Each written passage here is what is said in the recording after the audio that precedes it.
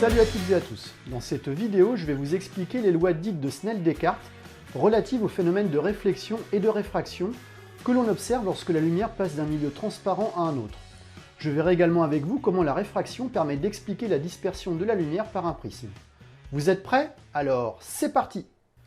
Dans un milieu transparent et homogène, la lumière se propage en ligne droite. On schématise la propagation de la lumière par un rayon lumineux. Un ensemble de rayons lumineux forme un faisceau lumineux.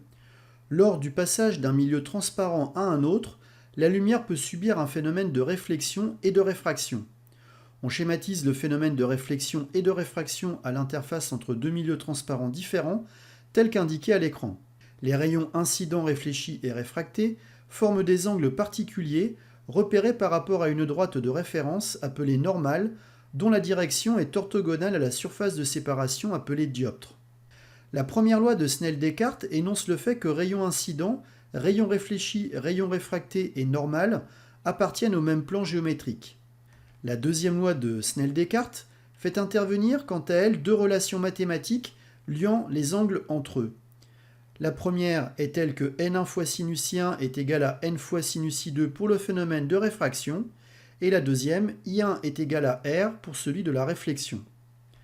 N1 et N2 sont les indices de réfraction des milieux 1 et 2. Ils sont liés à la vitesse de propagation de la lumière dans un milieu considéré.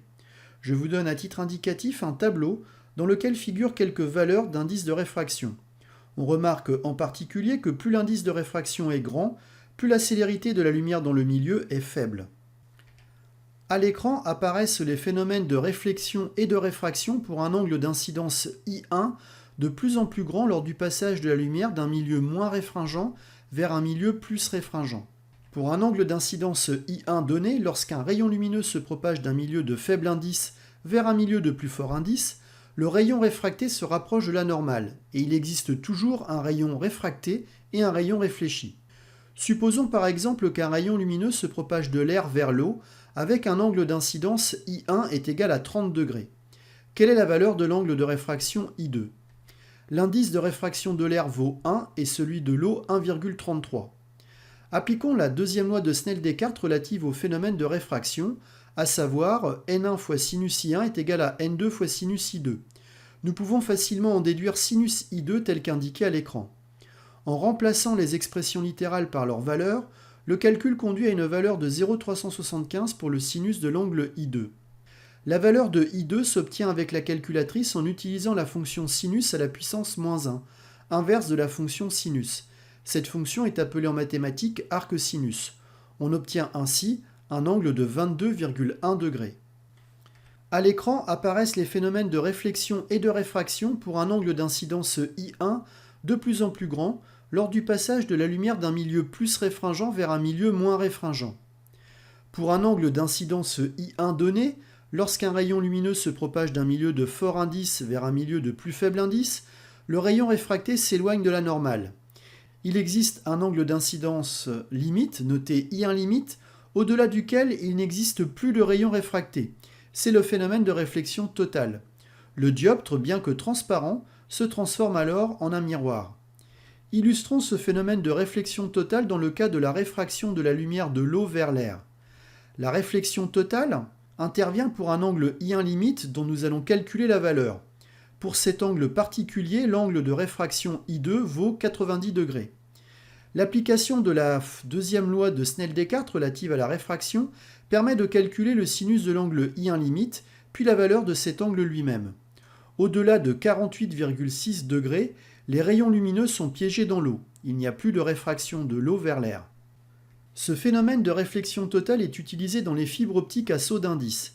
Celles-ci sont composées d'un cœur et d'une gaine, constitués par deux matériaux transparents. L'indice de réfraction du cœur est plus grand que celui de la gaine. Un phénomène de réflexion totale permet à la lumière de se réfléchir de proche en proche à l'interface des deux milieux transparents, permettant d'acheminer et guider la lumière sur de longues distances avec des pertes très faibles. Un prisme est un bloc de verre ayant une base triangulaire et des faces rectangulaires. C'est un milieu dispersif car son indice de réfraction dépend de la longueur d'onde de la radiation lumineuse qui le traverse.